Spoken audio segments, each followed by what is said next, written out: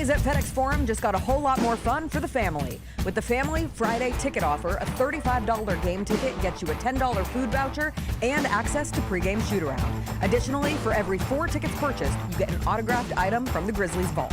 Capture moments that last a lifetime for birthdays, youth groups, and other family-friendly celebrations. Visit Grizzlies.com/Friday to grab your tickets today.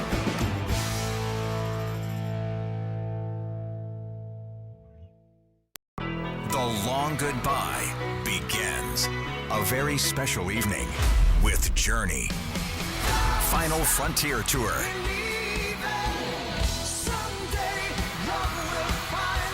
Journey. Tickets are on sale now at JourneyMusic.com. Your chance to say goodbye to the songs that changed our lives. Journey. Final Frontier Tour. When the arena lights dim for a concert or when the crowd becomes one at a big game, you can almost feel like you're the biggest fan. But who's your biggest fan? It's the person who will get you home safely after a night of drinking. It's a person who looks out for your life to make sure you leave the stadium with someone sober. This could be a designated driver or someone who offers to give you a ride share. Because in Tennessee, fans don't let other fans drive drunk. Brought to you by the Tennessee Highway Safety Office, a division of the Tennessee Department of Safety and Homeland Security.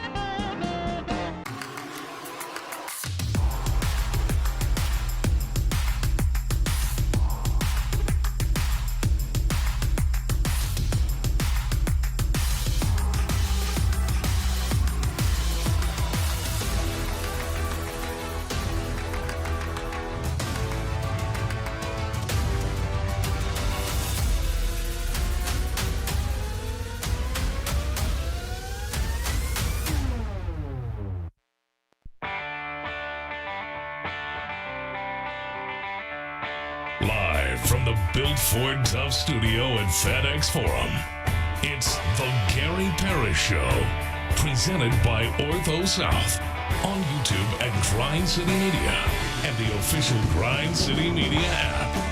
Now, here's your host, Gary Parrish.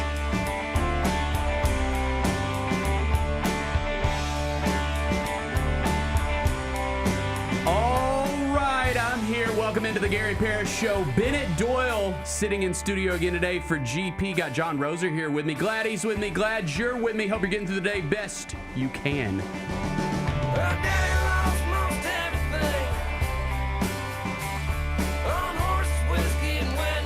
And I hope you aren't hoping that the Grizzlies would snap their 5-game losing streak last night, because that did not happen. They fell to Chris Middleton and the Mavs last night at FedEx Forum. We're going to talk about that here in just a second. First, let me set today's show for you. Jessica Benson's going to join me in the next segment, so it will be a daytime version of the Double Post with the DP crew. By the way, you can catch the Double Post after every Grizzlies home game right here on Grind City Media with me, Jessica Benson, John Roser.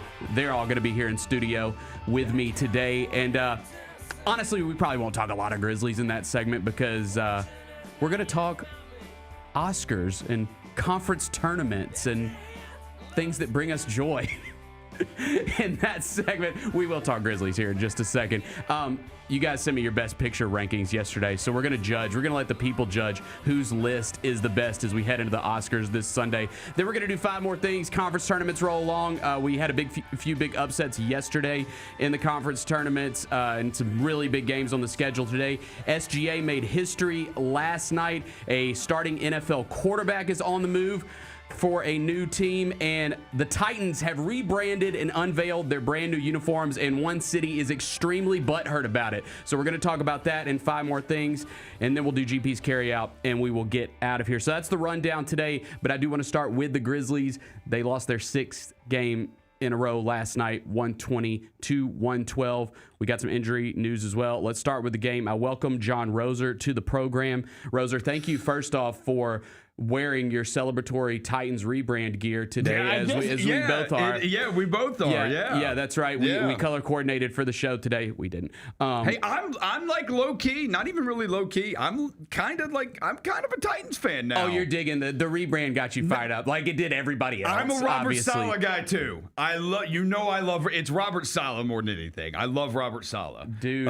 So yeah, no. I've always got a bit of Titans hater, but I think I'm a Titans fan now, and I'm a Cam Ward believer too. Okay, good. I'm excited to talk about that. We got like images and graphics and all that good stuff. They put out this commercial that like really tugged at my heart. I did not get to watch it, but I heard great things about it. Yeah, it really hit me right in the feels as I watched it last night and reminisced as that young child back in 1997 at the Liberty Bowl, watching Oilers, Raiders, and the Oilers got a win in that game. Actually, but there were more Raiders fans in the crowd at that point. Probably. It was pretty mixed. I mean, we were sitting next to a bunch of Raiders fans at that game, and it's kind of funny because that rebrand happened yesterday, and I saw some people posting pictures from that one season here at the Liberty Bowl, just because the uniforms were the same as like their rebrand is now. And it was just kind of cool seeing that because I was there that season. I did not go to any of those games. That's awesome that you went to those. Yeah, that was my first NFL game. Was Tennessee Oilers and the Oakland Raiders. Okay. Yeah, at Liberty Bowl Memorial Stadium. That's awesome. Yeah, so that's awesome. So we'll talk about that here in just a bit. It's a memory. It is a memory. Yeah. But let's get to the Grizzlies. Again, they lost last night 120-112 to the Dallas Mavericks. Not a lot to take away from the game. Dallas, they have at least a good center, and they're a pretty big starting lineup. And again, I mean, the Grizzlies are just up against it when they go up against big teams.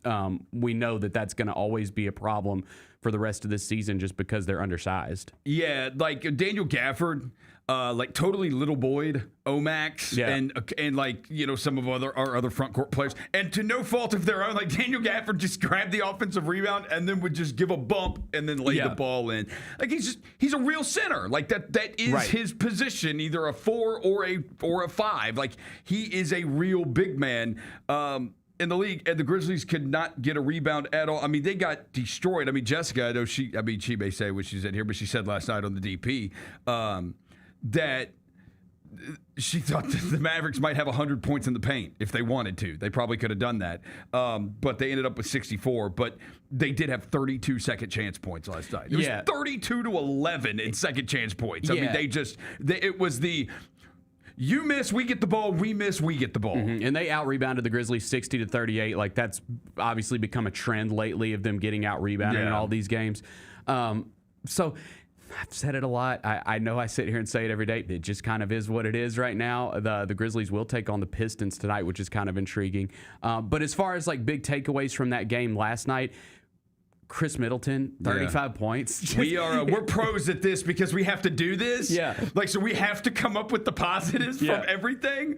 But Chris Middleton, so last time Chris Middleton scored 35 points in a game was April 26, 2024, and it was a playoff game. It was Game 3, Bucks-Pacers in Indiana. Middleton had 42 points. The last time Chris Middleton had 35 points or more in a regular season game, March 6th, 2022. That was over 4 years ago. Crazy. Against the Phoenix Suns. He had 44. Well, and it was like, it's kind of surprising that he's even on that Mavs team right now. Yeah. I mean, who knows what their plans are for next season? Like, they've already got Cooper Flagg, so they've got their foundation. Yes. And we'll see, like, if they try to, immediately go for it next year, if maybe Middleton's a part of those plans. But I think everybody thought when he came over in that trade this season from the Wizards that it was just like, okay, he's going to be a buyout candidate. He's going to go to a contender. Like, he's an older player who's already won a title.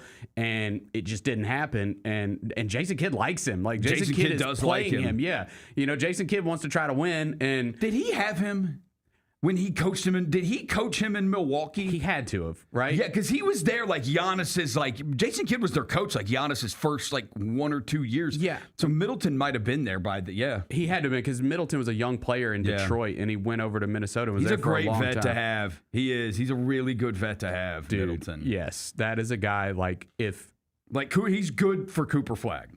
he would have been. And Cooper Flagg may not need him. Like, he may just be wired away where it doesn't matter. Like, he doesn't need the great vet. He could just be wired like, I'm that dude and I'm going to be awesome no matter what. But like, he's still a good dude to have before around. This rebuild, like, he would have been the perfect player. Vet. The perfect fit for Give us. us Middleton and Taj Gibson. We got Taj getting closer. Yeah, get Taj and Middleton. Yeah, he would have been perfect. So it'll be interesting to see what happens with him. Cooper Flagg had 13 points last night. It wasn't like anything special. He's going through motions. He was going through the motions. Like, yeah. He was tossing stuff up at the rim. It was just kind of whatever. I think, and I'm going to ask JB when she gets in here, like, just what are you kind of looking at the rest of the season as far as things that you want to hang on to? Like, what is the thing that you're the most interested in watching the rest of the season for the Grizzlies? You know, I think that there were some positives last night. Gigi continues to play well after, he didn't start in the last game, and clearly it affected him because he was inefficient in the last game, didn't play well. Starts last night, is efficient, and scored 20 points. I think it's just going to be really interesting to see what happens with him in the offseason because, again, he's still so young. And, you know how I feel about him. Like, to me, he's a guy that you want to try to build. And he's clearly gotten better under Tomas Isolo. Yes. There's no doubt that he's probably playing his best basketball. For all the things that people have opinions about the coach for, whether they like him or they dislike him, and it seems to be there are more people that dislike the coach rather than like the coach. Which I don't understand, but that's a different conversation. Whatever you think, he has been good for Gigi. Gigi is playing his most efficient basketball. Like, we saw Gigi play on a losing situation a couple of years ago, but he was putting up inefficient numbers in his rookie year and just getting to jack up whatever he wants. Right. And that's not the case now. The team's not winning, but Gigi is playing efficient basketball. To me, there's three things the rest of the season that I want to look at. It's Gigi, it's Javon Small, and it's Taylor Hendricks. Mm-hmm. Like, those are the three, because what can they become?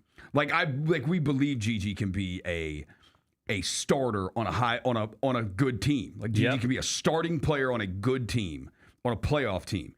Javon Small, can you develop into a backup point guard on a good team? And Taylor Hendricks, what can you be? Like, we're this is the first time he's really getting consistent run. He's had more double-digit games with the Grizzlies than he had it all with the Jazz this year. He's had 2 double-doubles this season. Mm-hmm. Both of them have come since he's been with the Grizzlies. Is he a rotation player on a good team? In this next rebuild of the Grizzlies, that's kind of what I want to know. With Omax, I feel like I kind of know what Omax is. Like, I do.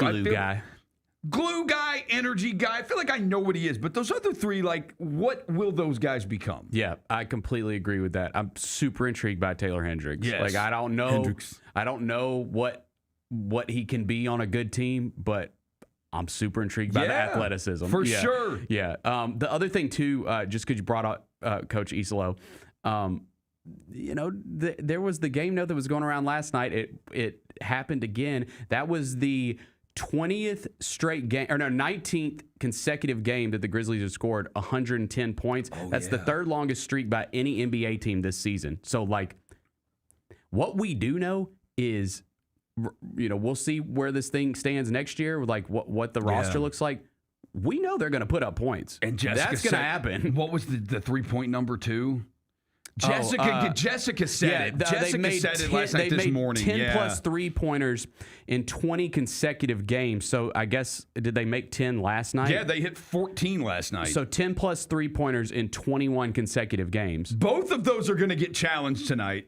Okay, so let's move to that. The Grizzlies take on the Detroit Pistons tonight, one of the better defensive teams in the NBA. We'll have I'll be on radio tonight, so I got a 6 p.m. pregame tonight. Check it out. Be sure to check me out over on 92.9 FM ESPN. And the Grizzlies, they're taking on the best team in the East on the road. They are 15.5-point underdogs tonight in Detroit. It's just it's the sign of the times, folks. Damn, FanDuel! Yeah, 15.5-point underdogs tonight at Detroit. That suggests that Cade Cunningham will play. That suggests we might be, well, you can't because you'll be doing it. That suggests that some people may be to flipping the conference championship game, early, conference tournaments early. Yeah. So that's just a tough spot. Second night of a back-to-back. I do think the Pistons played last night. Let's see. They did. They beat Philly, I think. They beat Philly last night, 131-109. So second night of a back-to-back for them too. But yeah, that's a tough spot, especially because, dude, they're a big team. And we saw physical. what Gafford did last night. Yes. Like, what's Jalen Duren going to do tonight? Jalen Duren who has the record for most rebounds in a game? Wilt Chamberlain? Probably. Jalen Duren. If they play Jalen Duren like the Heat did Bam Adebayo, will Jalen Duren, will he set the NBA record for most rebounds in a game tonight? If he wants to, he might. That's an interesting one. That's an interesting one. We will be paying attention to that. So they're going to be up against it tonight. But we'll say, hey, that's why they play the game. That's why they play the game. That's why they play the game. It's why they play the game. We did get some other news yesterday. An injury update yesterday. Let me pull it up so I don't say it wrong. It's crazy because we were you and I, because I drove you home last night. Yep. And I was literally we were talking about it.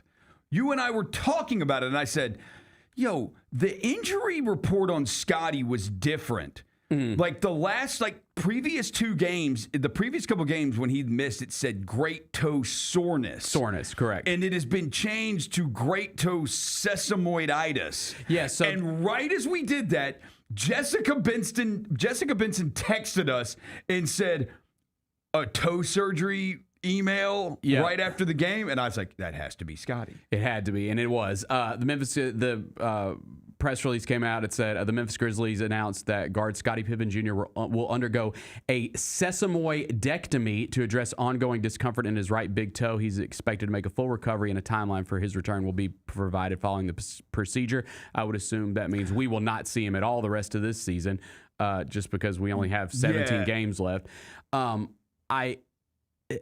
This is not, so I thought it was, this is not the toe that he had issues with. The other toe. It's the other toe. So I think that's, I mean. It's like some big, dude, Scotty, you need a toe? He's just got toe issues, like, man. I'll get your toe. I'll give you a toe. Scotty need a toe. I got two good. I'll give Scotty one of my toes. What shoes does Scotty wear? I don't know what we got to wears. find out what shoes Scotty wears. But is it like he's recovering from the injury, so he overcompensates on the other one? Like maybe? I don't know. I'm not a toe expert. I'm not a podiatrist. And it's, he had played, I mean, it was a little up and down, but he had played pretty well, especially defensively in his return. So hopefully he makes a full recovery and is able to go start a next season, because I like Scotty. Well, and we were you trying to figure out, he's one of these. He's one of the better defenders on this team. So you know what he is. Like, he's a dude who can get up, catch, pressure you 94 feet. Mm-hmm. But he is one of these, like, in the log jam of small guards. Right. And, like, does this change things with him injured? Does it, do you want to move forward with him? Or, if he's going to have a clean bill of health eventually, is it something you try to move on from in the offseason? Who knows? Yeah. Who knows? I like Scotty, too. Yeah, I think Scotty's a dog. Scotty went over and tried to knocked over the Myron Gardner dude from Miami. Like, we need more guys like that. Yeah, for sure. All right, let's bring Jessica Benson in here and get her thoughts on the Grizzlies. Again, Grizzlies Pistons tonight, 6:30 pregame, 6 o'clock pregame, 6:30 tip-off tonight on the road against the Pistons. JB will be in studio next. You're listening to the Gary Parrish Show here on Grind City Media. Now that's the new edition way. I feel like there's another level we can take it to. What you think, Mike? 2 steps ahead of you, Slick. What's good, bro? What you doing, man? I'm in. Woman, you don't even know what I'm getting ready to ask you. Here's the vision. All 3 of us on the same stage every night. Gonna be crazy. No barriers, no separation. It'll be like 9 kings and a queen. The next level starts now. Simply amazing. Wells, a rhythm 3. Yes, sir! What's an exclamation point on this game? Grizz fans, defend your home court from pests with Terminix. Before cockroaches, spiders, and mice show up, Terminix it with our pest-free 365-plus year-round protection plan. Visit Terminix.com today and enter code SAVE50 at checkout to save $50. Terms apply. Go Grizzlies! Kroger shoppers and Grizz fans, want exclusive last-minute discounted ticket deals texted straight to you? Sign up with the new Kroger Buzzer Beater deal. Fans can sign up by texting Grizz to 636-479 or visit your local Kroger store in the Delta Division and scan the QR code. By signing up, you agree to receive recurring automated promotional and personalized marketing text messages from the Memphis Grizzlies. Consent is not a condition of any purchase. Message frequency varies. Message and data rates may apply. Grizzlies fans, dunks, dimes, and no-looks are great on TV, but nothing compares to catching them IRL. And that starts with buying tickets at Ticketmaster, the official ticket marketplace of the Memphis Grizzlies and the NBA. Ticketmaster gets you to the game so you can catch every highlight in person. From seeing your favorite Grizzly stars up close to hearing the squeak of the sneakers on the hardwood. Put that jersey collection to use and get tickets at Ticketmaster. There's no better brag than saying you saw it live. See you courtside, Memphis.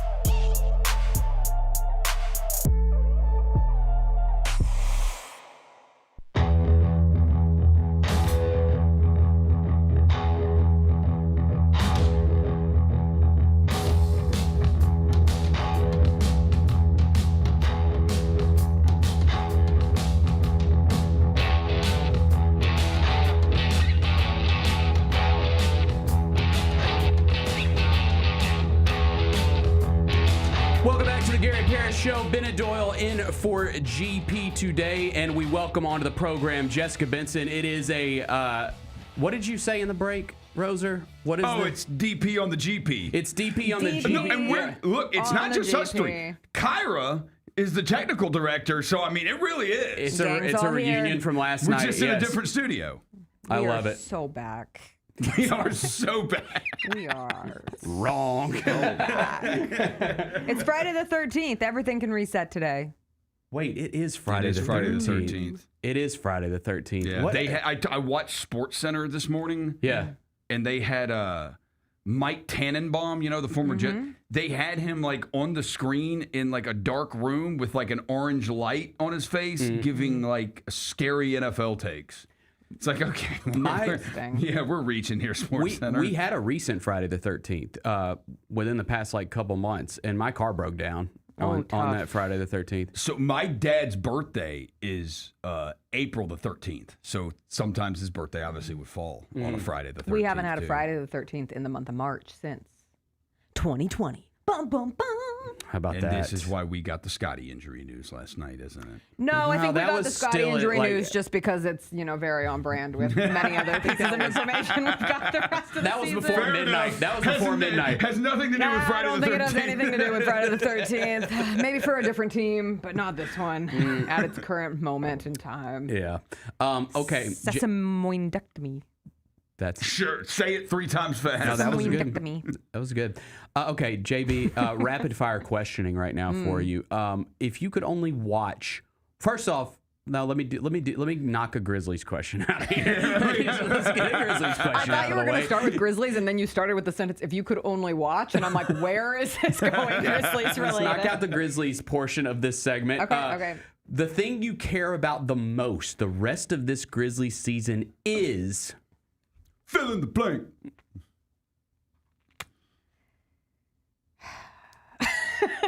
Come on. Draft position.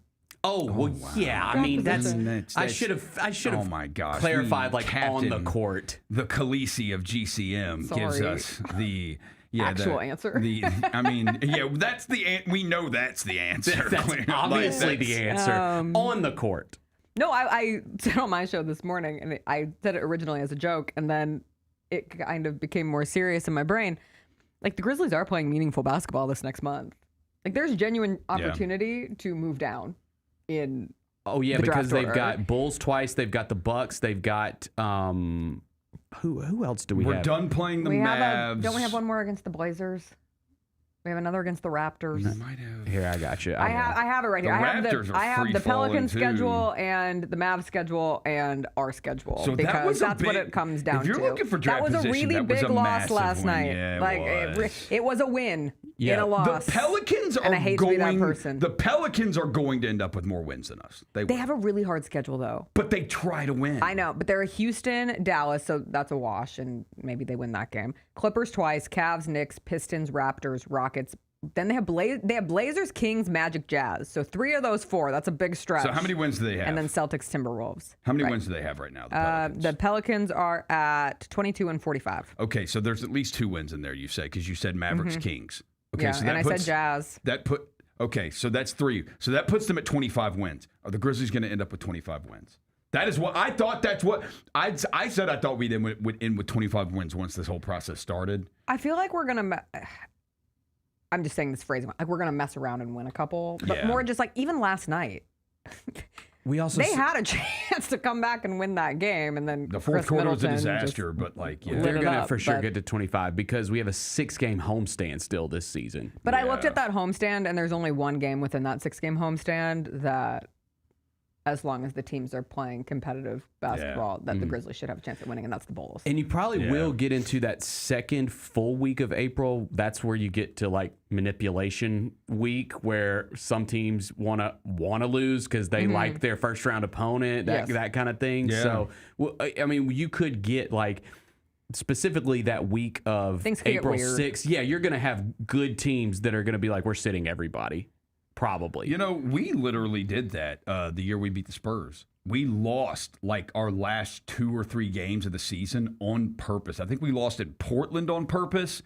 And then I think maybe Sacramento. I can't remember. I think it was somewhere out west. We lost like 2 games in a row, 2 or 3 games in a row, because we were slotted, I think, at 6, and we were going to play the Lakers, or 6 or 7, and we were going to play the Lakers in the first round, and we did not want to play the Lakers. So we lost our last 2 games to get the 8 seed so we could play the Spurs in the first round because we matched up better and then, ended up beating them. So you're right about that. Well, and there are that's going to be where- teams jockeying for who do they want to play in the first round the last week. And I heard you guys reflecting on the 19 straight games with 110 plus points for this team, 20 straight games where they've made 10 threes.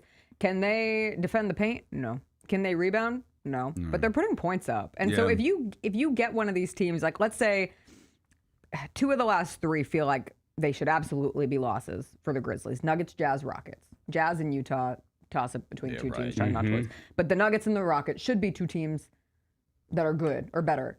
But who knows where they're at? I mean, right now the Rockets are in 4th, the Nuggets are in 5th. Like, is there some? And they're a half game behind the Lakers in 3rd. So is there some sort of jockeying that's going on?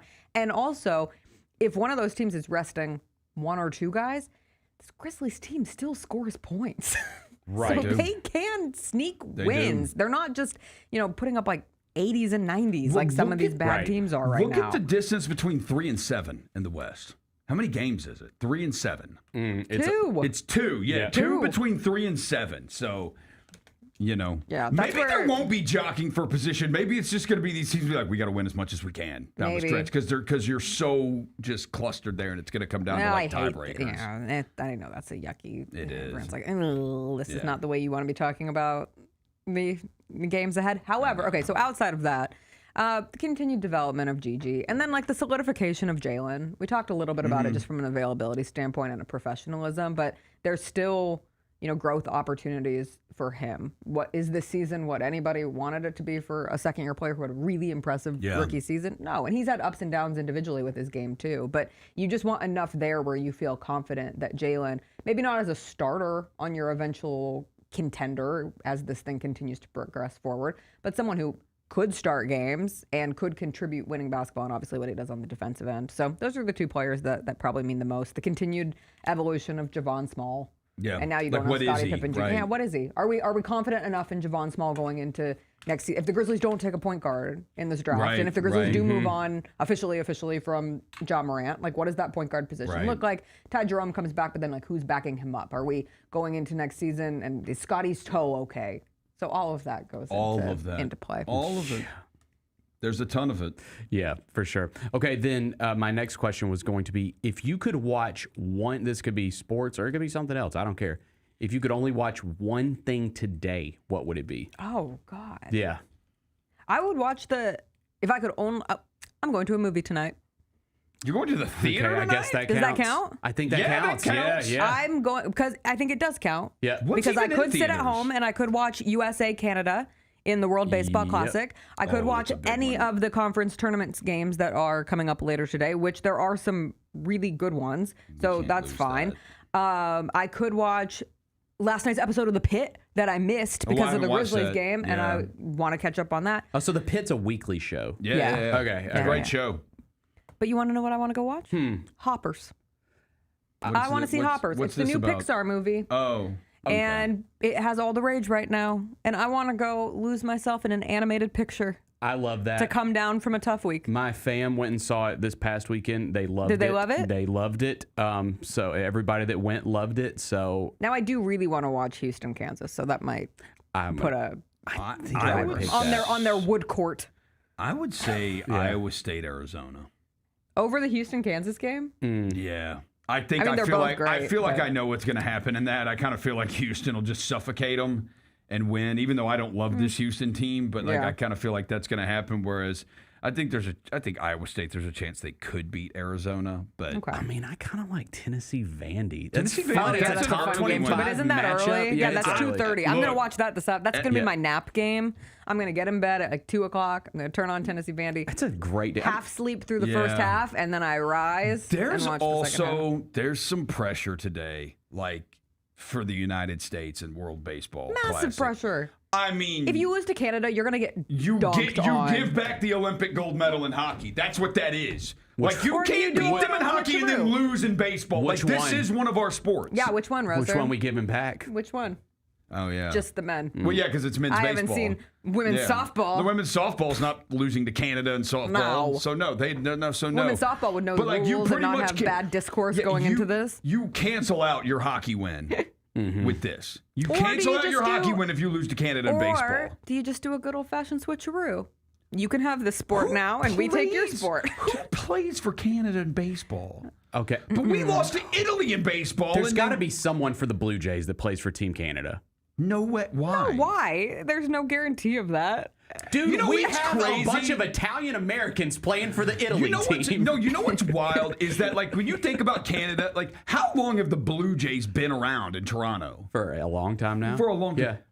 You never hear about the growth of the game of baseball in Canada. But like ever since the Raptors got to Toronto, look at all the Canadians that Basketball are like popping players. up playing basketball. That's a good This point. is the first Like- time in history that Canada has advanced to the quarterfinals. Okay, so it's a slow growth in baseball for Canada. Yeah. No, it's, I think instead of giving back our gold medal, if we lose today, Aaron Judge not eligible for MVP this season. Oh wow. Yeah. This is on your shoulders. All right. Wow. This is on your shoulders, All bro. right. We are not rising if you lose today. Yeah. Nobody's rising anymore. Yeah. You can hold us in contempt of court. Yeah. We will not rise if you lose Did today. Did you see that roster? Did you find anybody notable?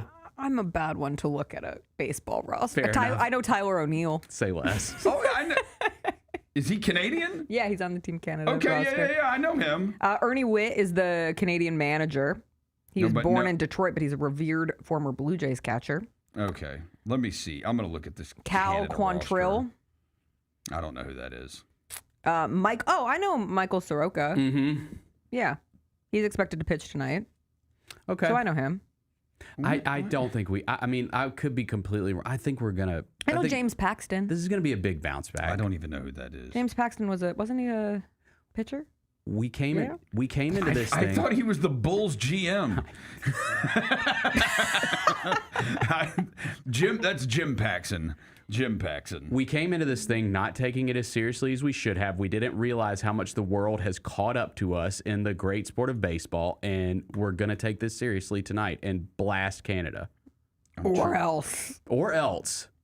Yeah. Or else. I think I know some of the same names you're talking about, Jess. I'm looking at the roster. Right?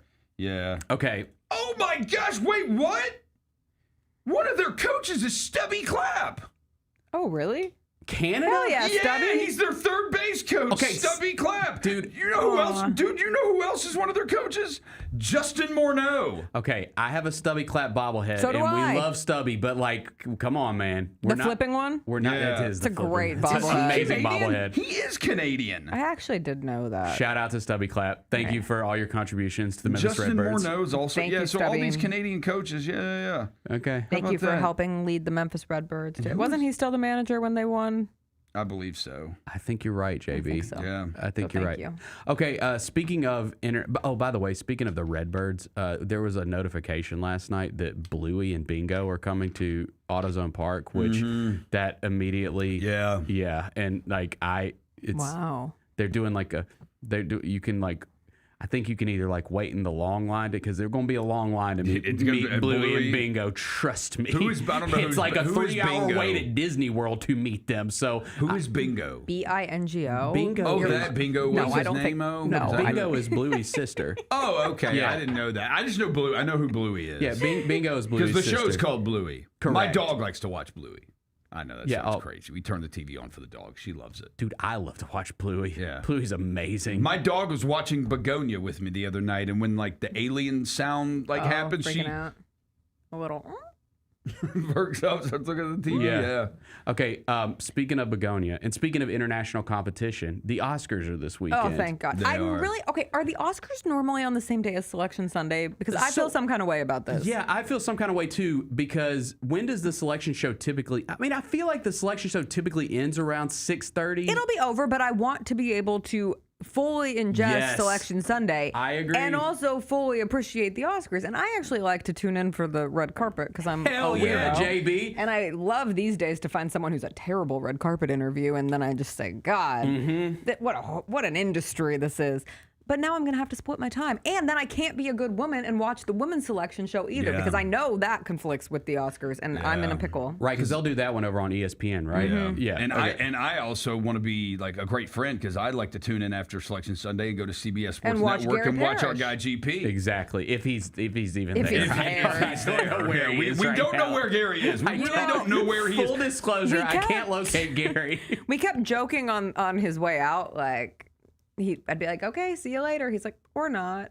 And I was like, yeah, you're right, Gary, or not. Now I feel a little bad making that joke because, or not. Gary's like a lost like Amazon package or something. I mean, we just don't Yeah, I know need where a he is. little He's kind of just bouncing around the air tag country on right him. now. Well, yeah. at first I was like, God, Gary has the worst luck. And then I was like, oh, wait, the airline industry is like in A mess shambles, right right now. It's so The bad. TSA, I saw like the TSA Austin line. one? I saw New Orleans was They're all like bad. down in like a parking garage. Like it was like all the way out to The the back of the Austin one parking is just garage. like down the street, thousands of people down the Good street outside of the front. Yeah.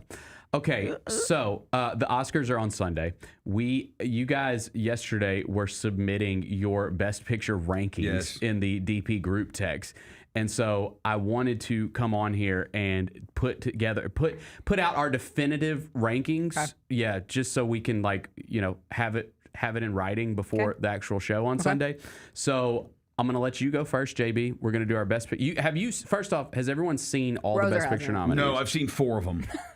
Dude, and you promised that you He promised failed months us. ago that you were gonna. Here's the issue. No. I failed us. I said this to Jessica last night on the warm up show because again, like we are literally on everything here. I said this to her on the warm up show. I said I wanted to watch Marty Supreme because everybody raves about Chalamet's performance in that, and they seem to think it's him or Michael B. Jordan. So I wanted to watch that. And I go to Amazon. Bro, it is $20 to rent Marty Supreme? Shameful. Shame. Like Jeff Bezos, you don't need my money. Shameful. Like, you don't need $20 for that. And I don't even know if it's still in theaters. Like I thought you could just rent movies for like $3. Oh no. I thought it was gonna be like $3.99. I was like, yeah, I'll do a lot of them $3.99, are whatever. Like, so any old movie is like $2.99 to $4.99. But it's Oscar season and they're price gouging. And I think I got like God, scumbags. it was just an accident, which isn't nominated for Best Picture, but I think I was able to rent that for $14 if I remember these correctly. Ticketmaster people. But, It's the yeah. new. So like the new thing now is movie and this is a big fight and it looks like I want to say it was maybe Yeah, we just NBC talked- Universal yes. that changed their theatrical windows or is going to, because what's happened now, and it's why people are like save the movie theaters, because a movie will come out, like let's just say, CJ was talking about the new Mario movie. Let's just say the new Mario. Well, that's not a good example. Marty Supreme's a good example. Okay. So Marty Supreme will come out in theaters, right? And it'll get this big run for 2 weeks where like everyone's going to the theater to see Marty Supreme. And then it's just like gone. Like it's, and so they pull it from the theaters and then put it on demand. It used to be, you go see a movie in the theater and it's in the theater for like months. And it'd be in the theater for like 3-4 months. Or like a couple weeks, and you can't rent it for months. Like right, there was just you're not renting a new movie until it's been out of the theater for a couple months. Now it is, you can go see the movie for the first 2 weeks and then it's immediately on demand for $29.99 or whatever it is, $25. I hate that. I hate that. Yeah, I hate it too. I hate that because paying $20 to watch a movie at home, like, okay, fine, it's more convenient, but like, dude, you could pay not the experience. You could pay $10 to $15 to go see it in the theater and get popcorn and all that. Like I don't know. It's no. You basically get the theater pay experience. You want to pay if you want to pay like, $30 or whatever. Like, go see it in the theater, get a ticket, and you can get a popcorn and a drink, and you can pay $30. Or you can sit at home and pay $30, and it seems like the theater experience would be way better. You know what? I never go to the movie theater. But I will say, when I do, I always enjoy it. I saw more movies in theaters in the past year, I think, than I've seen since pre-COVID. And they need to bring back the drive-in. It's like, I do love the drive-in. Rest in peace. Right? Yeah. I went and took pictures of it The last drive-in. week that it was open. I know, I was such a loser. That was so sad. It broke my heart. Now it's just like a parking lot. Yeah, they're behind, changing like, it to there's like an something. Ashley store and some home and garden store there. It's so funny because I usually go through this idea that I'm fine watching the more artsy movies at home because I don't mind the quietness, and usually they're less. The design concepts are less impacted by being viewed on a smaller screen than on like a giant one. However, a movie I saw in theaters this year totally defied that, and that was Hamnet. I saw it in and I was theaters, so too. grateful to see that movie. And I know you watched it at home, Roser, but I was so grateful to see that movie with other people because I remembered what it's like to like bawl with other people around you. Like just sobbed. Everybody in that theater was sobbing, and you just hear the sniffles, and you hear the like trying to hold it back, and then like the release point where everybody just admits defeat and we all cry together. It was a beautiful thing. It really was. And like I go to the movie theaters by myself a lot just because it's like it's therapy. Dude, that is one of the best years I ever had was when I went to the movie theater. Because I'm addicted to my phone, like we all are, and it forces me to put it in my pocket and not look at it for 2 hours. You know, so I like that aspect of it. But Oscars are this weekend. Best Picture nominees are as follows, and there they are on the screen. Begonia, F1, Frankenstein, Hamnet, Marty Supreme, One Battle After Another, The Secret Agent, Sentimental Value, Sinners, and Train Dreams. I want to say before we do our rankings, I enjoyed all of these movies. Me too. I thought they were all good. I think some were better than others. I think there's not really anything that I thought was left out this year that should have been nominated. The only thing I might throw in there that I think could have gotten a nomination as far as like a big budget movie is Avatar, just because the other ones were nominated. We know you stand Avatar. I do. I stand James Cameron. I respect original ideas and using a big budget to try to do an original idea. That's why I stand Avatar. The Terminator 2 still holds up to this day. One of the GOAT technology movies. in that movie, it still holds up. My favorite James Cameron is Aliens, but Terminator 2 is amazing too. Okay, so I'm going to let you go first, JB, and give me your rankings from 1 through 10 of your Best Picture nominees. All right, I'm cheating on the first three. They're a shuffle. Okay. Like, depending on the day, these three can be in any category. Okay. But it's One Battle After Another, Sinners, and Sentimental Value. Okay. So my top three, I love them all very much equally. Okay, so you're not putting them in any specific order. No, I'm cheating. That is cheating. It's basically like a tankathon.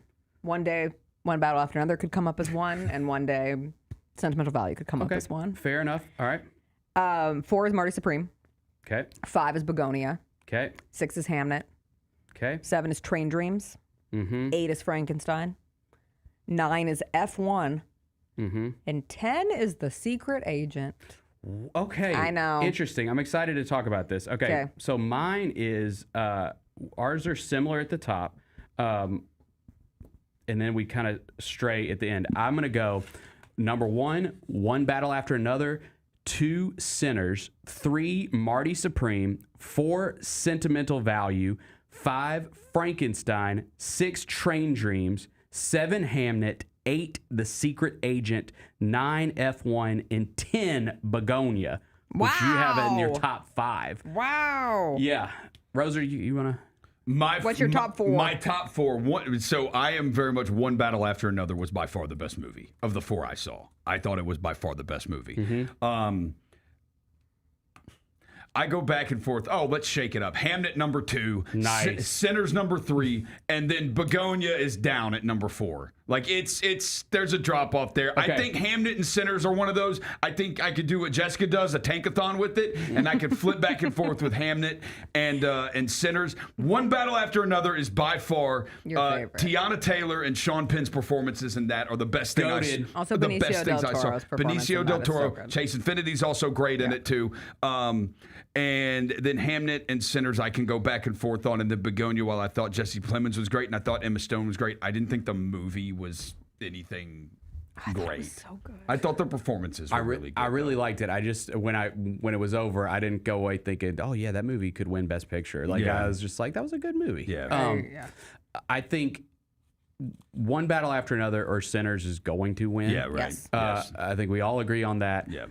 I would go One Battle After Another, even though I love Sinners, and I would have no problem with it winning Best Picture. I just think One Battle After Another, like it's a.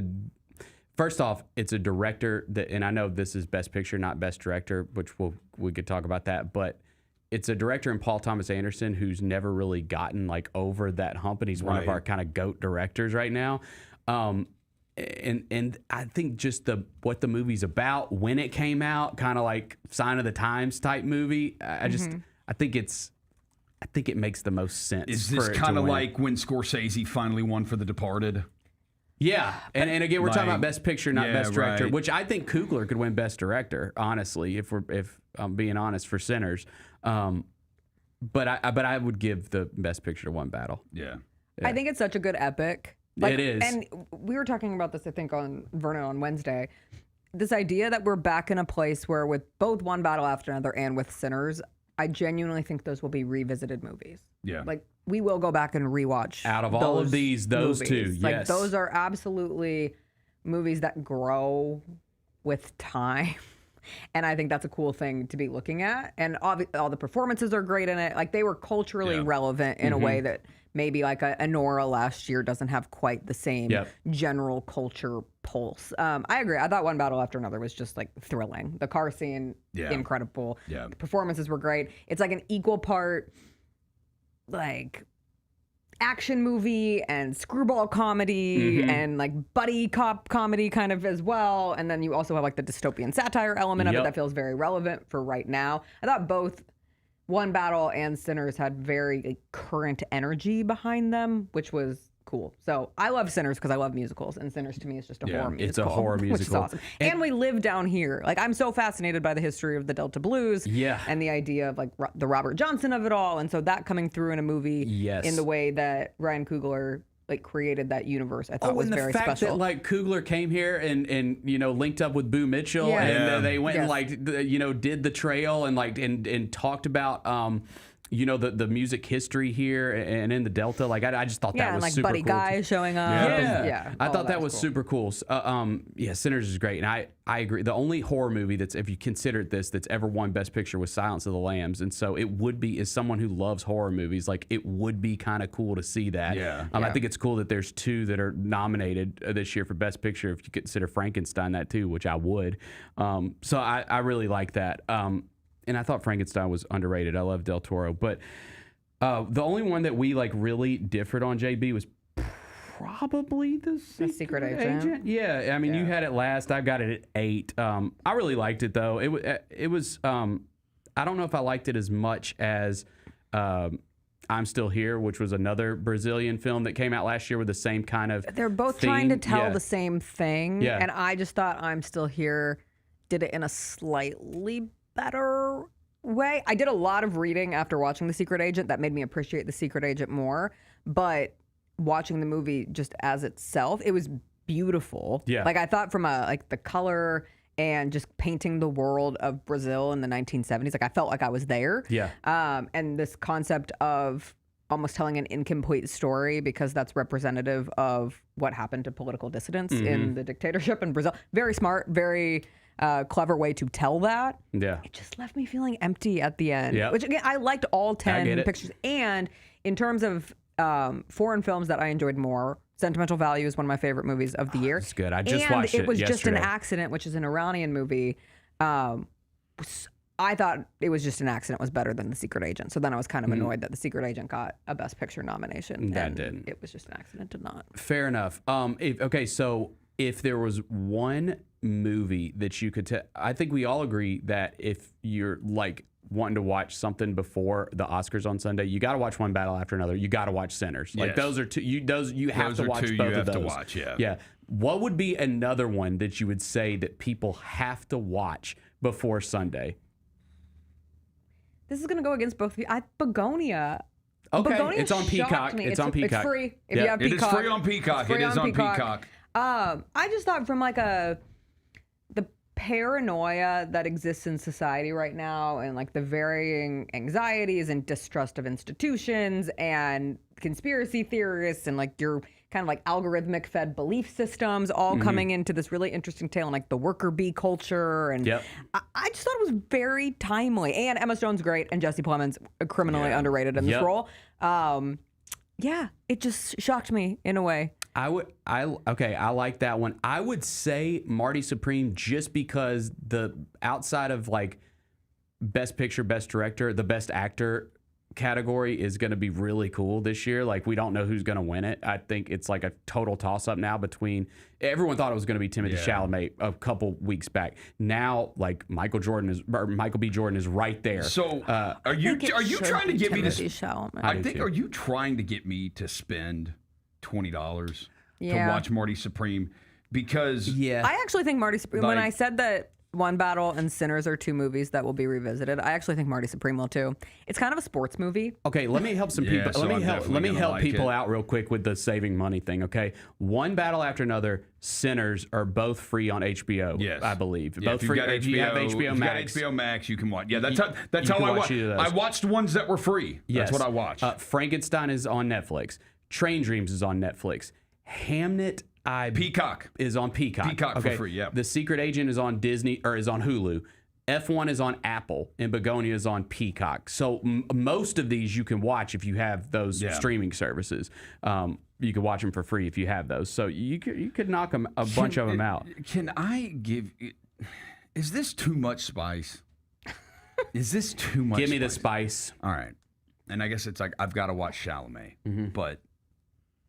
Dude, Michael B. Jordan was not great in Sinners. Like, there's nothing. Oh my God! There's He nothing. played two characters, And they're both blah. Oh No, Like, he's not great in that God. movie. The other parts of that movie, Haley Steinfeld is better. Wunmi Mosaku is better. Omar Miller, a better character. Delroy Lindo, a better character. Michael B. Jordan's characters in Sinners are nothing memorable. You are not going to be talking about Michael B. Jordan's characters in 10 years. Scorching take. Nobody cares. Absolutely scorching take on the Gary Parrish show this morning. It's all about just trying to give Michael B. Jordan his just. Are you his kidding me? dues The or whatever. small distinction But a between child Smoke and actor. Stack that Michael B. Jordan puts into that role, like the very small discrepancies between one of them being, more guarded, like very business-like, the other being more charismatic, more emotional leaning, like, and that being seen in their relationships with their individual women and how they. I feel am shocked nothing by watching you. them. I feel nothing watching them That in that movie. I hurts. feel nothing. Disgusting. Yeah. Disgusting and sad. I have no idea. That is not a best actor winner. Oh. I mean, that is not a best actor Roser. performance. That is not a best Well, actor now performance. you have to watch Marty Supreme. I would give it to Chalamet. Now I I would also give it to Chalamet, and I love Michael B. Jordan. Yeah, I love would Michael B. also Jordan. I give it- love Sinners. But I would give it to Chalamet. So do you think that I mean, Timothée Chalamet- DiCaprio is better in One Battle After Another, and he annoyed the hell out of me. And Jessica brought to my attention that's what he's supposed to be, and I'm like, damn. Well, he was really good. Have you seen Bennett? That there's like just a little bit of juice for Ethan Hawke in a movie that you hated. Blue Moon. I hated it so much. It was so boring. Oh, Ethan Hawke's a weird dude. no, he's great. I love him. I just the movie did not do much for me. It is about. Here's what the movie's about. Yeah. It is about the guy who I guess had something to do with he's a playwright, I believe, or it writes musicals. Okay, and it has something to do with. So Rodgers and Hammerstein, that's like He plays Hart, They right? created some of the most famous musicals ever, right?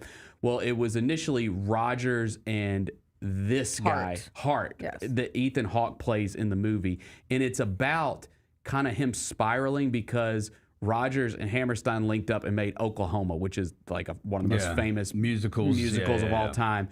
And so it's kind of like about his descent.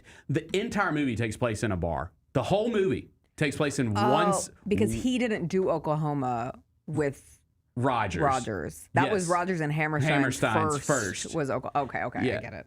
So if you haven't fallen I asleep gotta watch yet, it. That's right up my alley. It's right. You might That's right up love my it. alley. You might love it. I am already like, okay, I should watch that tomorrow. Yeah, dude, you started mentioning musicals. Jessica's all about it. But so. it did not do it for me. It did not do it for me. Okay, I think we about covered it. Best actress, Jessie Buckley. She was great. She was great. I really don't feel like I need to see any of the other movies. When I saw Hamnet, I was like, yeah, okay, that's what a best actress performance is. The scene with Hamnet just stabbed me in the heart right now. Like, just stab me in the heart right now. No spoilers, but like, my God. Yes. Good Lord. My God. One of the saddest things you will ever watch in your entire life, and she acted it perfectly. A little hard on. The only thing with Hamnet as a movie, she is great throughout the whole thing. The only thing with Hamnet is the first 45 minutes are like... Oh, I thought you were going to come shit on Paul Mescal next, and I was going to walk out of the studio. The first 45 minutes are like... It's setting the world. No, it is. It's setting it up. It's setting the time, it up. and it's also showing you her witchy woo-woo-ness. We have to have a better attention span in this world, people. Do. We absolutely do. Gotta make it through the Hamnet is very good. crafting. Not the type of movie I thought I would like, but it is very good. I would love, it's not going to happen, I would love to see Kate Hudson win it just because I've got to watch that. It's Craig Brewer's movie. It's a Memphis guy's movie, and she was great in it. Isn't there some politics behind the scene that Kate Hudson could win it because they love her? They love she her. is loved. There's definitely something to like who votes on this stuff? What's it? The Academy. Who is the Academy? A makeup of people from every part of the industry. So actors, directors, producers, writers, costume people. There was also some weird. So I haven't gotten into the weeds of it, Bennett. Maybe you have. But the voting process changed a little bit this year, and a lot of people didn't vote. Yeah, because used to it would be like, I think. Not everybody wants to. People were voting on films like short film, best live action short, best anime, that they never saw the movies. Like they didn't actually watch them. So now I believe it's the rule is you can only vote on things that you watched. So like if you didn't watch all the live action shorts, you can't vote in that category. You can't vote in that category. That's right. Yeah, and so that's what happened. You got to be a maniac to sit there and watch live action shorts. You got to really be a film head to watch that. Shout out to Ridgeway Cinema Grill. They carry all of those. Did you during watch all the Oscar documentaries? Seasons. I haven't watched all of them. Have but you I've watched? Is so awesome. Is it See Me in the Good Light? I haven't seen it. Oh my God! I might try to not, because that's one's free too on one of the on streamings. Apple. On Apple, yeah. We're gonna have a GCM movie podcast with you too. One of the saddest things I have ever watched. Yeah. Chris and I talked about this on my show this week. We were working out watching that movie documentary, and we had to stop 20 minutes in because we were both bawling. Wait, how do you work out watching a movie? That's what we like to do. We either watch. How do you pay attention? We don't watch a to movie. it? We don't watch a movie. We either watch a documentary. What are you doing? You on a treadmill, just walking on a treadmill? No, we're doing like a HIIT workout or a strength workout, weights. And you're still paying attention to the movie? Yeah. Not as well as I would if I was sitting and watching it just normal. I love to watch them. It drives Chris crazy. Shout out to Chris. Shout out to Chris. I texted Chris this morning because I realized we had not talked about the Niners. Still, and Roser just said, shout out Chris, and then my phone started ringing. I texted Chris this morning because we had not talked about we hadn't talked about the Niners. All the offseason Niners moves. So I was like, I got to reach out to Chris about the Niners moves. All right, good stuff. Oscars are this Sunday. Go Oscars! Yeah, I can't wait. I'm invested now because this is the most movies I've watched in an Oscar season since I think one year I watched Zero Dark 30, Silver Linings Playbook, Argo. That was a good year. And there was a bunch of there's a couple others I watched them, and Argo won, and Argo should not have won. Zero Dark 30 or Silver Linings Playbook should have won. Zero Dark 30 got robbed during that Oscars. Robbed. I'd have to go not back as and robbed as the Social Network did. I'm trying to remember. Oh, that was the biggest. The Social Network is of all time. I told her last night. The Social Network is one of the 10 best movies of the last 25 years, and I haven't seen all the movies. That should have won insane. Best Picture. Yeah. Fincher should have won Best Director for sure. All right, JB, we'll let you get out of here. We've nerded out way too long. That was fun. Yeah. Thanks, guys. When we come back, we're going to talk a little bit about the conference tournament action today, as well as the Titans have rebranded. Yes. We celebrated today with everyone did, in fact. Yeah. We're all in blue. We're all celebrating the rebrand today. Tighten up. Tighten up. One city is very butthurt about it. We'll talk about that too. It's coming up next right here on the Gary Parrish Show. The Grizzlies are proud to team up with Prime Global Group, a company on a mission to redefine real estate investment. By leveraging deep experience, strategic insight, and robust resources, Prime Global Group is shaping a smarter, socially responsible future. Whether you're an investor or simply curious, now's the time to explore innovative strategies that align with your values. Join the movement and discover how you can be a part of this exciting evolution. Visit primeglobalgroup.net to learn more and connect with the team today. That's primeglobalgroup.net.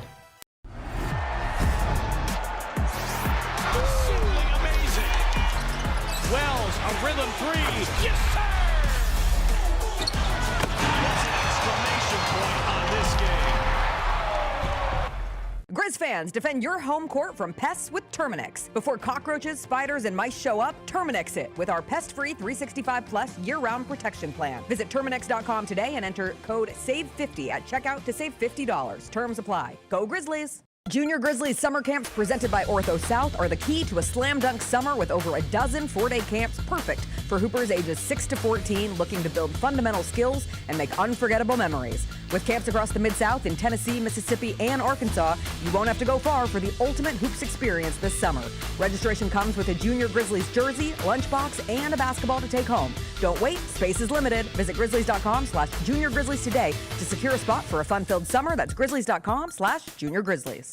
Thanks for showing up, Memphis. Nothing beats catching your Grizzlies IRL, and nobody knows that better than you. So next time you want to hit up a game, Ticketmaster's got your back with tickets to every upcoming matchup. Whether you're catching the Grizzlies at home or on the road, you'll find tickets at Ticketmaster, the official ticket marketplace of the Memphis Grizzlies and the NBA.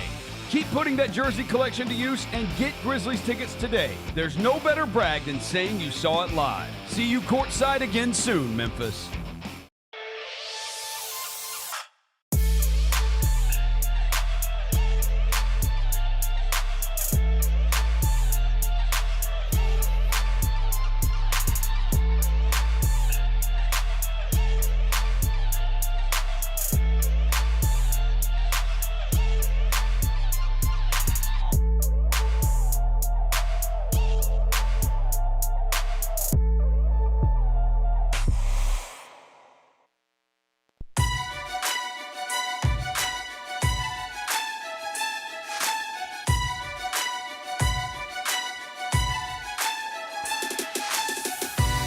Injuries can be unpredictable, unforeseen, and unscheduled, and Ortho South understands this better than anyone. Since injuries don't make appointments, you don't need to either.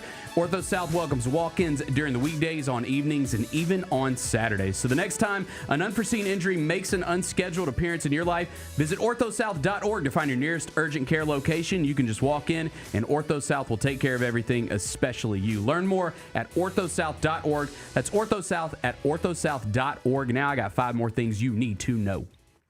Number 1. All right, conference tournaments last night. We did have a massive upset last night in the... Oh, my God. I don't even know the name of their league that they're in. Miami, Ohio. Yeah, is it the MAC? It's the MAC. The MAC. No, it's just the MAC. They're in the regular MAC. They're in the regular MAC. They're not in the MAC. Okay. Yeah. Okay, they're in the regular MAC. They were beaten yesterday by UMass, which is hilarious because me and CJ were talking about that during the show and didn't even acknowledge that UMass could beat them. So they lose. It's been floated around. A lot of people have talked about it. I think it's a crazy discussion, but it's being discussed.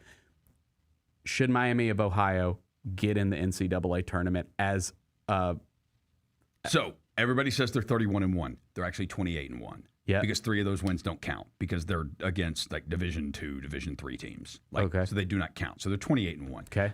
They have no wins. Yeah, get them out of here. Wow. Get them out of here. Get them. Wow. They were undefeated. You can toss Miami of Ohio with Michael B. Jordan aside. Get them both out of here. God. Miami, Ohio, and Michael B. Jordan. Get them both out of here. Dude, I'm about to start choking. I mean, that is insane, bro. As a fan of a mid-major program that has to scratch and claw for everything they get, except this season, I can't even fathom Miami, Ohio being left out. They are one of the great stories in college basketball this season. You can't name one player. And you can't say Ben Roethlisberger. I was going to say Wally Zerbiak. Wally Zerbiak. I was going to say Wally Zerbiak. Yeah. Man. And the coach is trying to get it. I get what he's doing. He's doing his job. He's doing that, trying to get everybody to take pity on him. Say, I tried to schedule these teams. Look at all these emails that I've, trying to show, like, hey, I tried to schedule these teams and nobody will schedule us. But, I mean, it is what it is. I think they will get in. I think at worst they will be like first 4 in like the first 4. Well, no, because those lower seeds are usually teams that punch their tickets. Yeah. By winning their conference tournament. Honestly, you could put them in the first 4 against Auburn, and I probably still am not going to watch it. That ain't going to make me watch it. Okay, like so both of them are trash. Okay, so that was the big one, like that was discussed, and me and GP talked about it a lot earlier this season, or a couple weeks ago.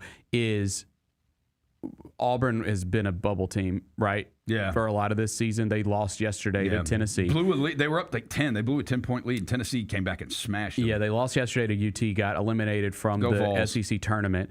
And there's a clip of Bruce Pearl like talking about Auburn and how they should get in over a team like Miami of Ohio. This is when they were undefeated. The thing is, man, they're 2-8 to end the season. Like, come on. Yeah, What are we doing? Look, I don't need Stephen Pearl already. He's with Penny Hardaway already on the hot seat for next year. I don't care if Auburn gets in either. I just know Todd Pettiford. I like Todd Pettiford. Or at least I did last year. I don't care if Auburn gets in either. Yeah. Too many teams get in. Well, this wouldn't even be an argument if it was still just 64. That's the thing is Ryan Hammer put this out yesterday, and it was the it was basically all the bubble teams and what they've done lately, and most of these are Power 5 teams. Indiana 1-6 in their last 7 games. Auburn 2-8 to end the regular season. Texas 1-5 in their last 6 games. Cal lost to Pitt, Wake, and FSU down the stretch. Stanford lost to Pitt in the first round of the ACC tournament. Cincinnati overtime lost to UCF. SMU 4 straight losses to end the regular season. NC State 1-6 to end the regular season. Virginia Tech 3-7 in the last 10. So I just all of that is so mid. That is all so mid that I just think that you reward one of the great stories of the season because it's a cool story. Like this is a television product. At the end of the day, it's one of the biggest television products of the year. I do think that you should allow Miami of Ohio to get in because I think we acknowledge they're a good team. Like they're a good team. Right? Yeah, sure. They I guess. went undefeated. I mean, they haven't played anybody, so I don't know. They haven't played anybody, but they're still a good. You have to be good to go undefeated. Every there is a certain and you have to. There's a level of focus you have to have. You're every team's biggest to be game. able to do it. Like we see good teams, especially in like the mid majors, lose to crappy teams. Like that happens. Yeah, it does. It does.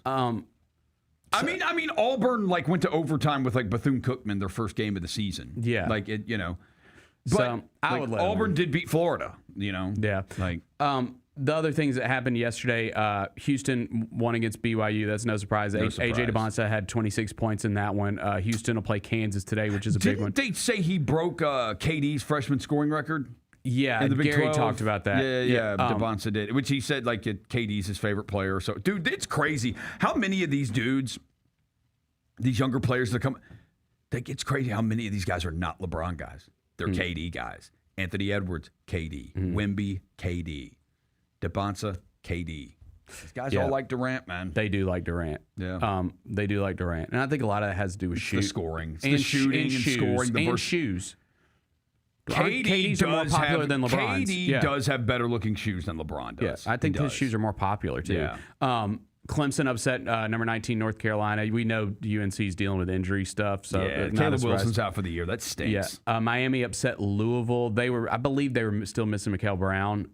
Anytime I've seen Louisville this year, I've seen them like 3 times. I'm not sitting there saying I will sit down and watch every minute of every Louisville game when it's on TV, but like I've seen them a couple of times because they're on TV a lot. I've seen whether it's against Carolina or whoever. Like, I'm just not impressed by them. Yeah. I don't know. They feel like someone who could go out really early. Or, and I said this to CJ yesterday, they shoot so many threes that like they could just get hot for a couple games. So it's an Alabama thing? Yeah, and get to a Final Four just because they hit a million threes. We saw them do it against Memphis. Right. So we'll see. We'll see what they do in the tournament. Okay, let's look at some of these games today. Number 2. On the schedule today, the big one I think is huge. Well, you actually have a ton of huge matchups today. Like Ohio State, Michigan just started. Yeah, there's a bunch of good stuff today. Yeah, you got Tennessee, Vanderbilt at 2:30. That's a top 25 matchup on ESPN and the SEC tournament. Ohio State, Michigan on the Big Ten Network. Kentucky, Florida is pretty interesting. Yeah, Kentucky, Florida. That's at noon, right when our show starts. Yep. You got another top 25 matchup in the Big Ten with Wisconsin and Illinois.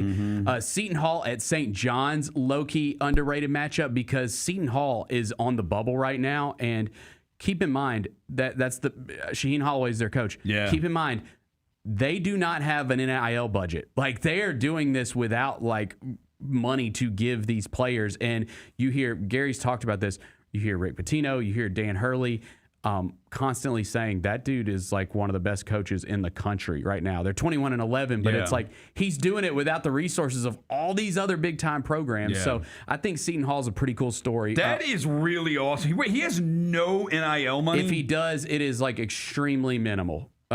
But I'm pretty sure it's not. That's awesome. Yeah. That's awesome. Go Seton Hall. Yeah, they're at 4:30 on Fox. You got Purdue, Nebraska, another top 25 matchup. I would say also Grizz purposes, Wisconsin, Illinois at 1:30 if you can watch it after the Chris Vernon show. Keaton Wagler, like watch him. That's a potential one right there. Yep. Iowa State, Arizona. That's a top 10 matchup. You've got Ole Miss at Alabama. Can Ole Miss like make a run in this SEC making a little tournament? run here? Yeah. Ole Miss is crazy. Chris Beard. Dude, and apparently he took his team to a really nice steakhouse last night in Nashville. Shout out to our guy Gary Darby, radio voice of Ole Miss basketball. So we'll be rooting for them. UCLA, Michigan State's interesting. Duke, Clemson. So it's a loaded day. Locally, Arkansas is playing Oklahoma. Who did Georgetown? Wait, you said Georgetown, UConn. Who did Georgetown beat yesterday? They beat somebody in the Big East that was. Would have had to been somebody decent. Because Villanova. They beat Villanova. That's right. Georgetown beat Villanova. So Georgetown plays UConn tonight. So yeah. Yep. So that's your slate of games. Tons of great conference tournament action today. And again, Monday, we will obviously be breaking down the bracket. So that'll be fun. Yep. Number 3. All right. We've put it off too long.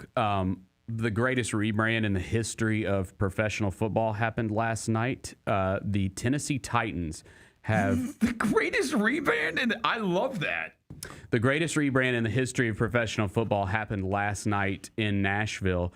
The Titans unveiled their brand new uniform. I believe we have pictures of it. Brand new uniform and logo, and it's basically the old Oilers colors, right? It is. It's the Oilers colors, which belong to the Titans franchise because they moved from Houston to Tennessee.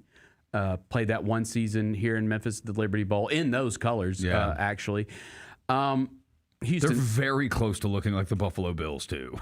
Like, it's very close. Different color blue. Yeah. And they use reds. They use a lot of reds. The Titans, I've always loved the Oilers throwbacks. I loved it when they wore them. I think that they really started doing it on that anniversary season when Chris Johnson was doing all kinds of big things for the Titans. And CJ2K. I can just remember CJ2K breaking off big runs in those Oilers baby blue uniforms and just loved that dude. They look awesome. Yeah. Titans are going to win the division next year. Your defense is going to be top 10 in the NFL. It's just a matter of if you believe in Cam Ward, and I do believe in Cam Ward. But your defense is going to be top 10 Okay, next that's year. a rendering of what the field's going to look like in the new stadium. That is awesome. Yeah, it looks good. I mean, the colors are awesome. Obviously, people in Houston are mad about it because they think that those colors should belong to them. Well, then they should have used them for the Texans. They couldn't because the Titans own the rights. Oh yeah, that's right. They own the rights to it. Well, then you should have bought it from them. I mean, bad blood. It's not like it couldn't just be a billionaire buying something from another billionaire. Bad blood, because if you remember, the Houston Cougars football team wore these jerseys that was the same color scheme. Oh yeah, and I believe that I want to say that the Titans did a. There's a lot of the Adams family. Yeah, I want to say that they were like, you better not wear those again, or we're going to go after you. The Adams family does not like the city of Houston. Yeah. Listen, man, they're cool uniforms. Like, it belongs to our franchise. So, right. I'll rest in peace to the Flame. Rest in peace to the Flame. They got rid of the Flame, Yeah, rest the in peace to the Titan Flame. My friends can no longer say that I root for a new metal franchise because of the Flame. And that's fine. Yeah. I'll miss the Flame. You like the Flame. I thought the Flame was cool. You know what? There's going to be Flame retro merch. Look at Big Jeff. Okay, DK. In 10 years, there's going to be Flame retro merch. Wait, who are some of these players? Big Jeff Simmons. That's Chimere DK. Chimere DK. Chimere DK. I'm sorry, I pronounced it wrong. Jeffrey Simmons is one of the him and Franklin Myers. Y'all have got. You're stout at defensive tackle. I cannot wait. You outbid us for John Franklin Myers. We were the other team, and y'all outbid us. I cannot and we went wait. And traded for the dude from the Cowboys. I don't think we can show the commercial because it's got music in it. But there was a commercial that they put out last night to celebrate this new unveiling, and it was a kid going to Titans games with his dad. And it kind of like that's another thing is this pettiness about like Houston and the uniforms and all that kind of stuff. Mike Keith pointed this out, former radio voice of the Titans, who's now with the Vols. The Titans are, I believe, 6 years away from being in the state of Tennessee longer than they were in the city of Houston in the history of the franchise. Yeah. So there is a lot of legacy there. Yeah. And they made this commercial, and it was a kid going to Titans game. It warmed my heart because, again, I told you my first NFL game was at the Liberty Bowl with my dad, watching the Tennessee Oilers play the Oakland Raiders. And it was this kid, and he's going to games with his dad, and then and they're in the old uniforms, and then it goes through the years of them going to games together, and then it's his dad and then he's the dad now, and it's him and his kid, and then his dad is the grandpa, and they're all sitting together in the new uniforms. It was just a really well done commercial by the Titans. They had a big party last night in Nashville, and I'm just excited, man. It does get me excited with the new stadium on the way, and this rebrand, and Cam Ward, and a new head coach that I'm really excited about. Big draft coming up for the Titans, but I'm feeling really positive. I've been so down on this franchise for the past couple years. Like, it's just been ever since. How many games did y'all win last year? Like 3. 3. You win 9. Yeah, like you're gonna win 9. Like ever 2 or 3. Yeah, ever since they moved. The moving from AJ Brown was the start of it. Yeah. No, the start of it was when Ryan Tannehill threw 3 interceptions in the playoff game versus the Bengals. That was one of the, and they weren't just any interceptions. They were 3 of the worst interceptions you'll ever see in your entire life. And it was 1 interception to start the game and 1 to end the game. And Evan McPherson kept hitting like 70-yard field goals, wasn't it? Yeah, I remember that. I have a great video. I wish I would have pulled it. I was with my best friend's a Bengals fan, and we went to that game, and we were sitting up at the very top. Yeah, right. It's freezing cold, and so we're like drinking and trying to stay warm, dude. And he was just out of his mind. And when Evan McPherson hit that 60-yarder to win the game, the video, he's just in the background like, bah! It's like gets completely quiet in the whole stadium, and then you can hear him in the background like, yeah.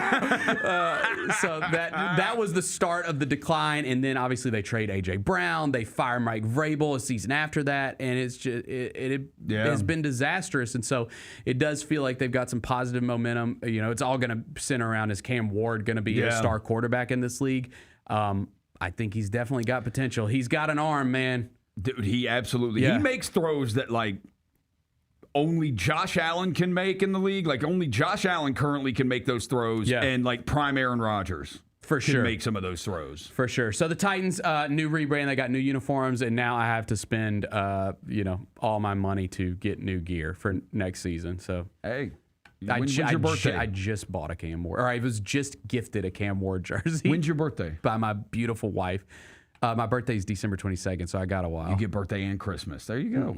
Merch up for birthday and Christmas. Yeah. Wait. I mean, I got it. And I've already up. The retro, the old school gear is still acceptable to wear. Of course. For a while. And I've got by the jersey. I have Cam. I have D. Henry. I have a couple Henry jerseys. I have Mariota, and I have Vince Young. Yeah. And McNair. Those are all my jerseys. Yeah.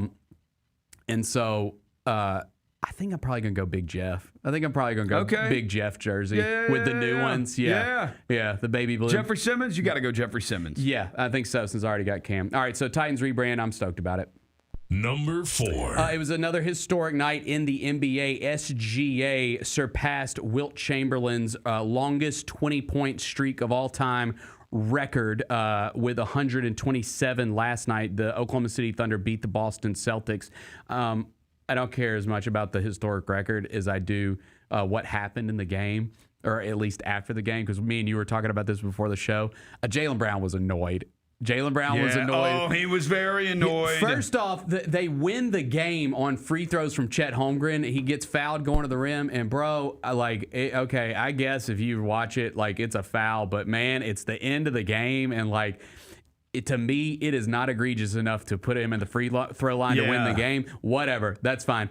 Jaylen Brown was asked after the game about foul baiting, because obviously when you talk about the Oklahoma City Thunder and SGA, like, foul baiting becomes a thing.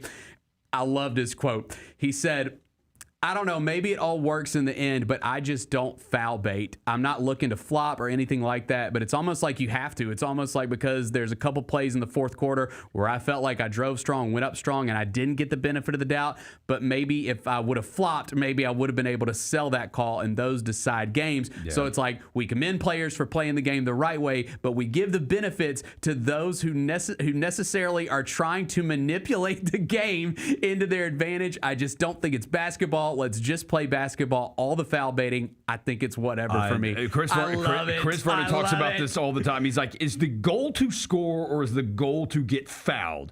And for guys like James Harden forever and SGA, the goal many times is just to get fouled and try to sell it and get a foul call. I love Jaylen Brown. He's absolutely right. He is now the second star player, all NBA level player this year, to speak up about this. Cade Cunningham was another one. Yep. Spoke up earlier in the season about this. He said they're worried about tanking. They need to worry about flopping. Mm-hmm. This is what you need to get out of the game. Get this stuff out of the game. Yeah, I mean, dude, I completely agree. Like, they obviously had kind of we've even seen technicals. We saw a technical called on a Grizzly this year for flopping, I believe. But it's there, and I don't want to single out SGA, but he is the face of it. I mean, he just is. He is. He's the face of it. It used to be James Harden with the head, throwing the head back, right? Not so much anymore. With SGA, it's more of the flinging the legs in the air. Yeah. Like, that's, you know what I'm talking about? Yeah. Like, he gets up in the air and he feels a little bit of contact and he kicks his legs like all over the place. It just looks awkward. Yep. And it's just, it's bad basketball. It is. It's bad basketball. It's bad basketball. Horrible to watch. Yeah, it's horrible to watch. By the way, the Celtics, watch out for them.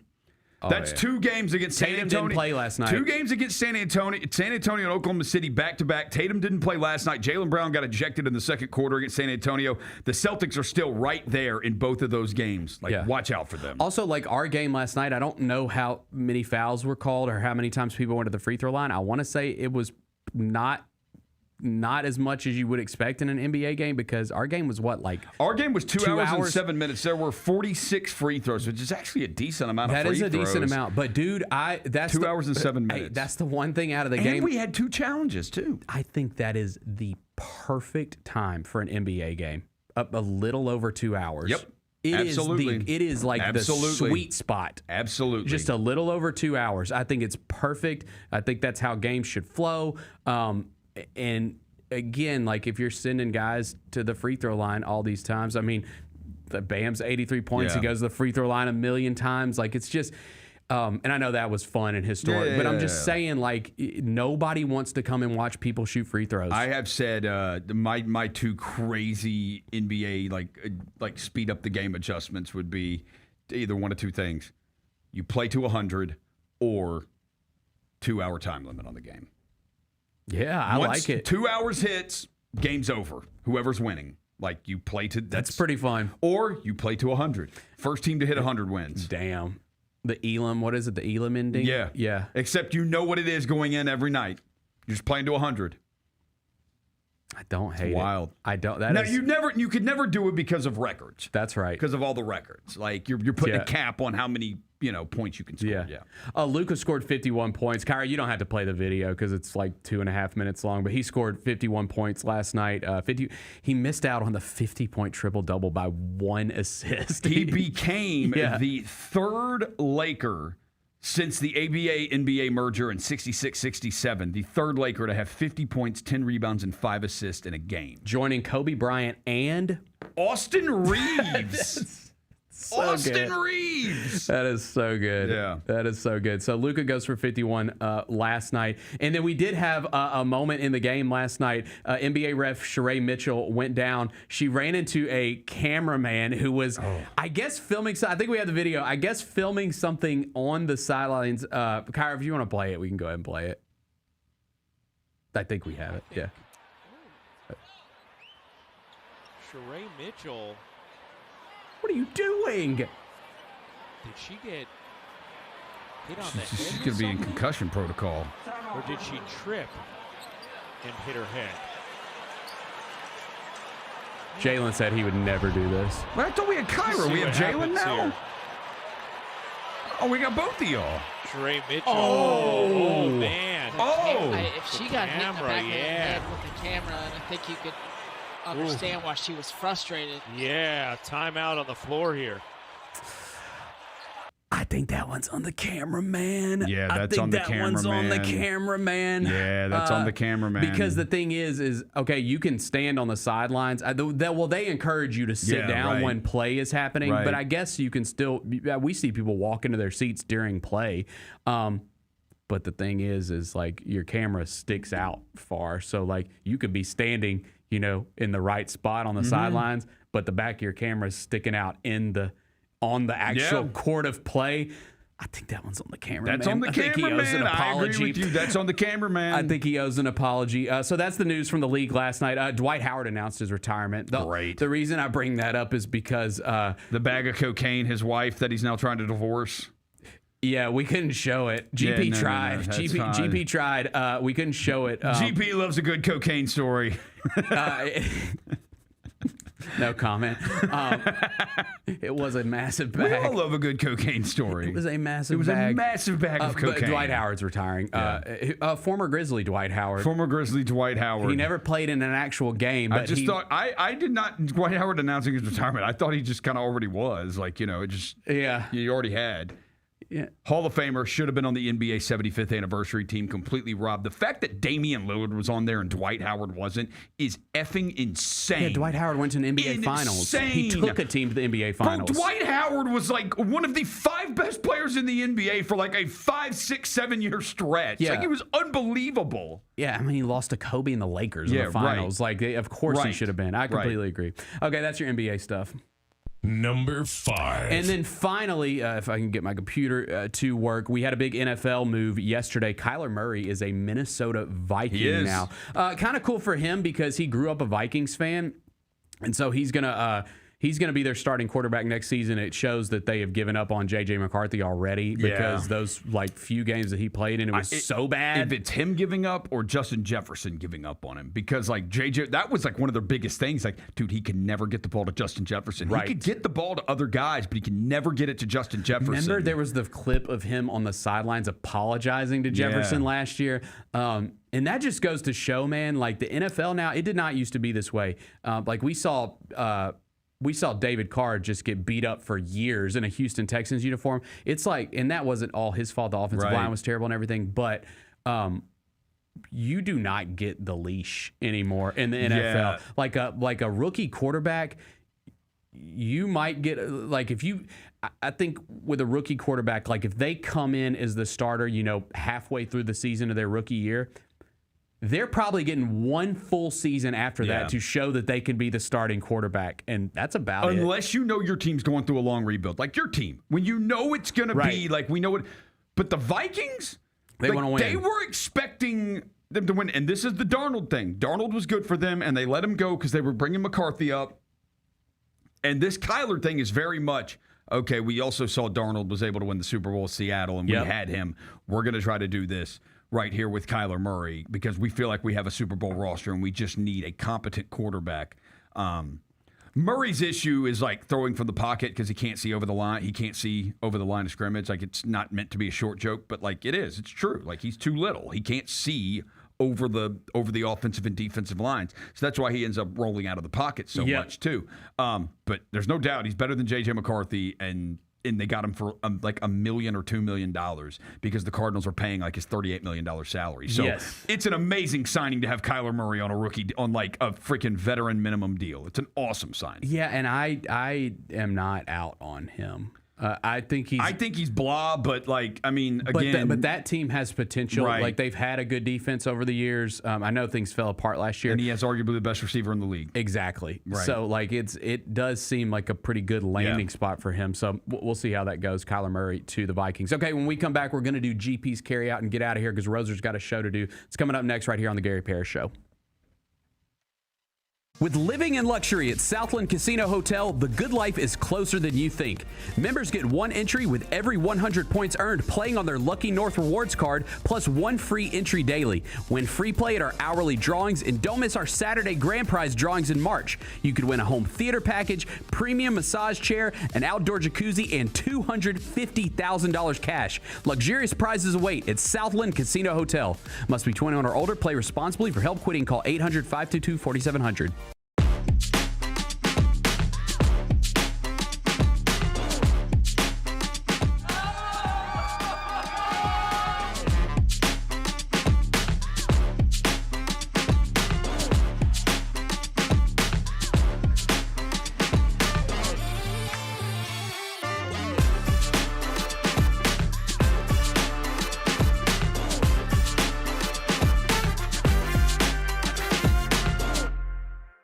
Orthopedic injuries can be unpredictable, unforeseen, and unscheduled, and Ortho South understands this better than anyone. Since your injuries don't make appointments, you don't need to either. That's because Ortho South welcomes walk-ins during the weekdays, in the evenings, and even on Saturdays. So next time an unforeseen injury makes an unscheduled appearance in your life, visit orthosouth.org to find your nearest urgent care location. Just walk in, and Ortho South will take care of everything, especially you. Learn more at orthosouth.org. That's orthosouth at orthosouth.org. Let's face it, there's a lot of trash talk in basketball, but the great teams let their performance do the talking.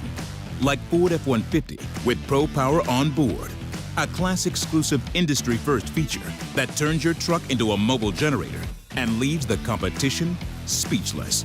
Ford F-150, official truck of the Grizzlies. Greatness starts here at your Mid-South Ford dealer. Class is full-size pickups under 8,500 pounds, GVWR. Nate Bargatze. Look, I say a lot of dumb stuff. I try to keep it in front of large groups. Seems to go better that way. Big Dumb Eyes World Tour. When you say something dumb one-on-one, it's a lot for that person. I'll say it, then I can just feel that they feel the weight of my life on their shoulders. Tickets and info at NateBargatze.com. Don't miss the Big Dumb Eyes World Tour. Nate Bargatze.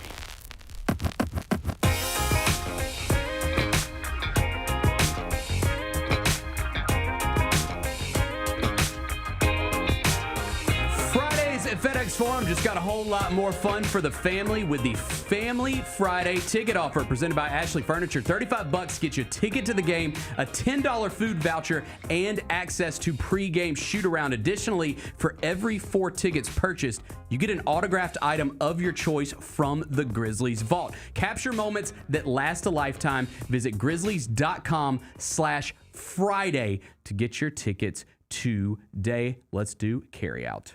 It's time for GP's Carryout. One final segment filled with stuff to take with you. It's not everything you need to know, but it's most of it. What did we miss today? Okay, Rosa, real quick. You had SEC power rankings for football. Not power rankings. FanDuel has released their season win totals for SEC football. And this is crazy because there's still a transfer portal, like a spring transfer portal, I believe. So, obviously, these can be subject to change. But it's crazy, man. There's no big number here. 9.5.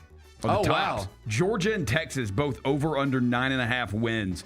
Alabama, Texas A&M, LSU 8.5. Oklahoma, Ole Miss over under 7.5. Florida, Tennessee, Missouri, Auburn, Vanderbilt over under 6.5 wins. Kentucky over under 5.5. South Carolina over under 5.5. Mississippi State 4.5. And our old buddy Ryan Silverfield in his first season at the University of Arkansas as the head hog. Yep. Arkansas's win total is 4.5. So not great expectations for Coach Silverfield. I think he can get 5. I think their schedule is tough. It is tough. Because I think they have to go play at Notre Dame. Okay. Yeah. All right, so he might be up against his first season. Yeah. Okay. What's today's biggest game? Okay, let's go to conference tournaments. Our biggest game today, I would say, is probably Kansas-Houston in the Big 12 semifinal. That's 8:30 on ESPN. Let's see what the line is for that one. It is, hang on, I'm going to pull it up real fast. It's probably Houston minus 5.5. Okay. That's my guess. It is Houston minus 5.5. Let's go! It is Houston minus 5.5. Peterson played pretty decent yesterday. I'm gonna go Kansas to cover the 5.5. Yeah, I'm gonna go Kansas to cover the 5.5. Okay. Yeah. Okay. I'll take the under. You're going under. Okay, I like it. We're going to obviously watch the Oscars this weekend, but I would watch some of those nominated movies we talked about. I think you have to watch One Battle After Another. I think you have to watch Sinners heading into the weekend. I would watch Marty Supreme. And then a lot of them, again, are free on like streaming services like Frankenstein, Train Dreams. Those are both on Netflix. Hamnet's on Peacock. Begonia's on Peacock. Secret Agents on Hulu. F1's on Apple TV+.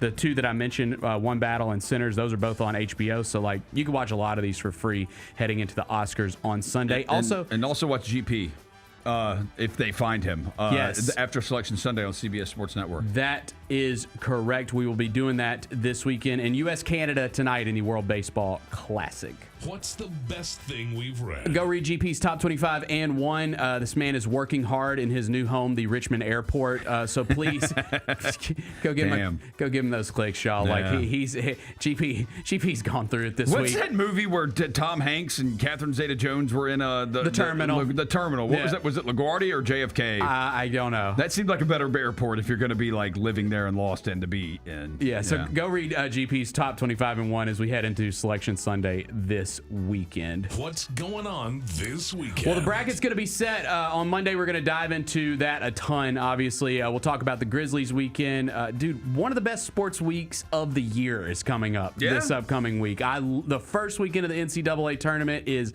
amazing. We'll obviously have our Mega Madness shows later on in the week, breaking down the bracket, talking about the games that are going on. So it'll be a lot of fun. Love this week, one of the great weeks in sports, and we will do it starting Monday at 10 a.m. right here on the Gary Parrish Show. Roser, appreciate you joining me today. Yeah, man. Happy to be here. Appreciate JB too. And again, we'll see you guys Monday, 10 a.m. right here on Grind City Media.